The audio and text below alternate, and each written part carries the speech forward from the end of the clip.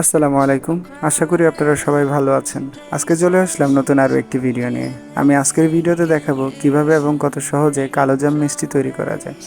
কালোজাম মিষ্টি তৈরি করার জন্য প্রথমে আমি নিয়ে নিলাম 1 কাপ ময়দা, 1 কাপ গুঁড়া দুধ, সাথে আরও নিয়ে নিলাম 1 টিস্পুন বেকিং সোডা। এগুলো একটু ভালোভাবে মিশিয়ে নেব প্রায় 5 মিনিটের মতো। মেশানো হয়ে গেলে আমি এখানে ব্যবহার করব 3 টেবিল চামচ পরিমাণ ঘি।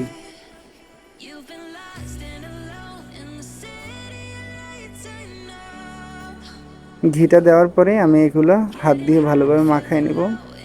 আমি যেভাবে ভিডিওর মধ্যে হাত দিয়ে ভালোভাবে মাখায় নিচ্ছি, আপনারা ঠিক ওইভাবে মাখায় নেবেন।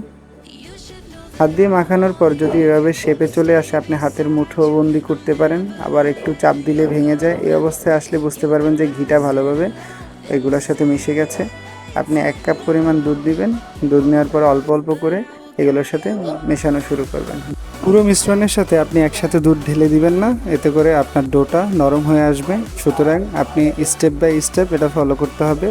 এখানে আপনি অল্প একটু দুধ দিবেন, আবার মিশাবেন, আবার দুধ দিবেন, আবার মিশাবেন। ঠিক এইভাবেই কাজটা করবেন যেভাবে আমি ভিডিওর মধ্যে দেখিয়ে দিচ্ছি। আপনারা অলরেডি ভিডিওর মধ্যে দেখেছেন যে আমি ডোটা তৈরি করেছি। আমি এখন 10 মিনিটের জন্য ডোটা রেস্টে রাখবো। এর মধ্যে আমি তৈরি করে নিব শিরা। শিরা তৈরি করার জন্য 1.5 কাপ পরিমাণ চিনি নিয়ে নিলাম আর 6 কাপ পরিমাণ পানি দিয়ে দিলাম।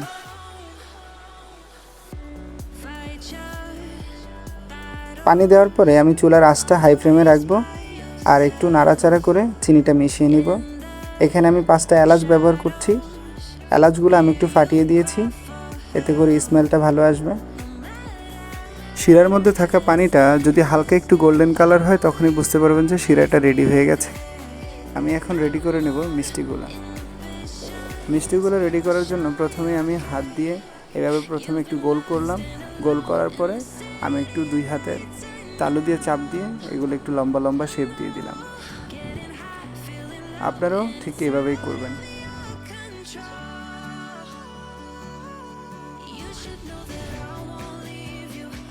এখন আমি মিষ্টিগুলো ভেজে নেব। আর মিষ্টিগুলো ভেজে নেওয়ার জন্য কড়াইতে আমি পর্যাপ্ত পরিমাণে তেল নিয়েছি। আমি একটু ভাসা তেলের মধ্যে এগুলো ভাজবো। এই ক্ষেত্রে আপনি চুলার আঁচটা আপনি মিডিয়াম রাখবেন, মানে মিডিয়াম লোতে রাখবেন, যাতে করে মিষ্টিটা পুড়ে না যায়।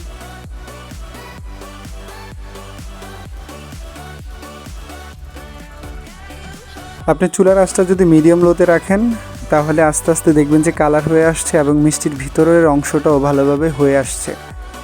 এখানে যদি আপনি একটু চুলার আঁচটা হাই রাখেন, তাহলে মিষ্টিগুলো জ্বলে যাবে। আপনারা অলরেডি ভিডিওর মধ্যে দেখছেন যে কত সুন্দর কালার আসছে। আমি এগুলো উঠিয়ে নিয়েছি আর কিছু সময় একটু রেস্টে রেখে দিয়ে আমি এগুলো শিরার মধ্যে দিয়ে দিলাম।